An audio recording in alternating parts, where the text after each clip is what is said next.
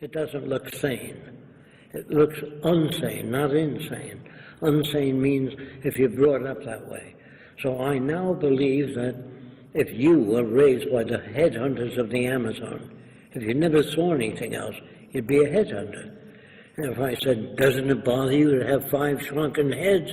He says, yes, my brother has 20. Is he insane? No. That's normal to his culture. If you lived in ancient Rome, where they used to feed Christians lions, they'd starve the lions first to make a good show, then take the clothes off the Christians. And the kids would come, the whole family, Saturday and Sunday, to see Christians being fed the lions. Now the kids would say, Daddy, can we come next week to see Christians being fed the lions? He says, if you behave yourself. So are these kids insane? No. That was normal to their culture. Today in our culture we have prize fights where men punch the heads of other men, damages the brain. But it's normal to our culture. So to me, there's no good or bad people. They come from different environments where they're taught to hate the Japanese, the Germans are taught to hate Americans. I would say that each country tries to preserve its own institutions, whereas we should think globally, take care of the environment and all the world's people.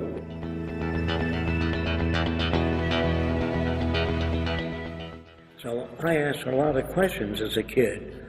I said, Fresco, how are you going to design a world where you bring all nations together? They have different concepts of God. In the Arab world, the guy has 6 wives. How are you going to do that? And I said, I don't know. I said, you better find out if you're going to change the world. So I joined the Ku Klux Klan. Do you know about that? The Ku Klux Klan. I turned them around and dissolved a section in Miami of about 34 members. It took me a month and a half. Then I joined the White Citizens Council. They hate foreigners, all foreigners. And I dissolved that in 1 month.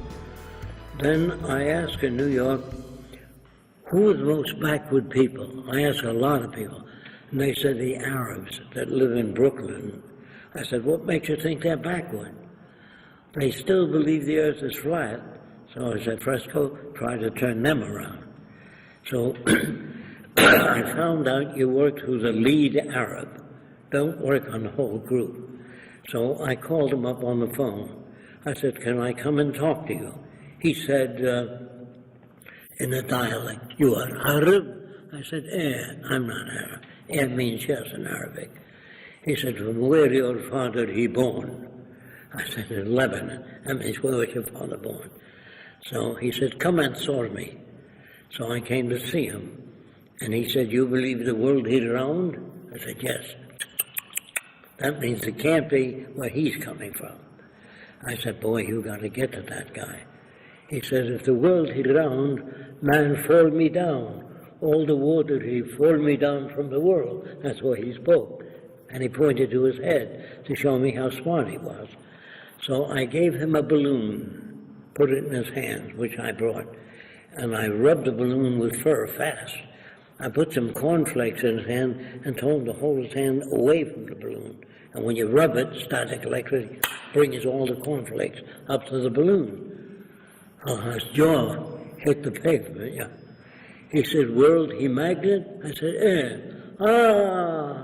and he explained that to the other Arabs. See, if you use centrifugal force, gravitational field, they don't know what you're talking about. So you must adjust your language to that group. Do you understand? Otherwise you're talking through your hat. So if a guy is brought up in the South and he speaks with a Southern accent, you can't say, stop speaking with a Southern accent. If he's brought up in France, he says, La Tour Eiffel, you know, the Eiffel Tower. If he's brought up in Australia, he says, oh, you mate. You know, that's normal to Australia. It isn't, he's not acting. So we have all these people with different customs. So the job was, how do you turn them around?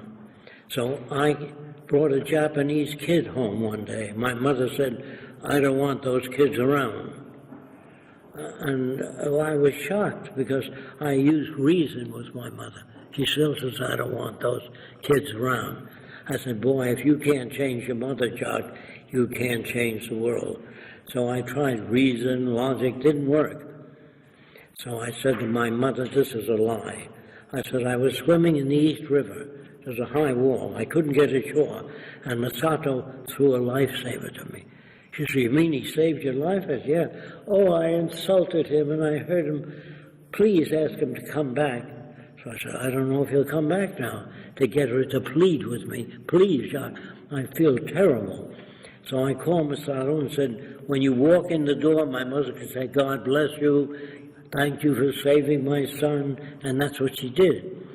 But she was talking to him at dinner. And when Masato went to the washroom, I came back to my mother and I said, what do you think? She says, he's human. He's just like you and I. He's a very nice boy, has a wonderful family in Japan, a brother that's a doctor. So I said, yeah, he's a member of the yellow race. With that face of mine. And she said, but he's a nice boy. It's got nothing to do with it. I said, his eyes are strange. He's a different kind of person.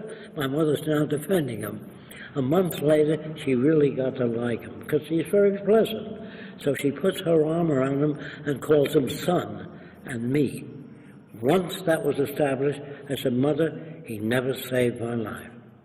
He said, you little devil, I would have never opened the door. Do you understand? Sometimes reason and logic doesn't work, but always tell the truth later.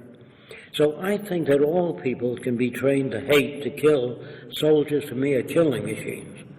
And they don't even know what they're fighting for, most instances. When you ask them in detail, they don't know. So I thought, gee, if they can manipulate people to kill Japanese or Germans can be manipulated, Heil Hitler, that's environment. That's not inborn. So a psychologist said to me, I believe there are certain patterns that are inborn. I said, like what? Well, jealousy. Whenever I pick up the cat, put it on my lap, the dog goes, Grr. So I said, I took my own dog and I give it fresh liver and I pick up the cat. I give it fresh liver, pick up the cat. And the 10th time, when you reach for the cat, the dog's tail wags. So if it was inborn, that wouldn't happen. He still growl. So I put to test lots of things.